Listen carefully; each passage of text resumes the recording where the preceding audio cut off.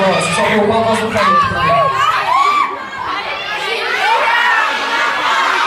Tem alguma coisa, Paulo? Tem alguma coisa pra falar?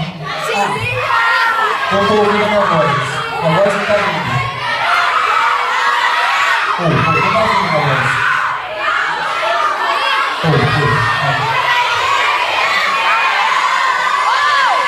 Não precisa disso! Lindo! Perfeito! Vou então. Vou chorar.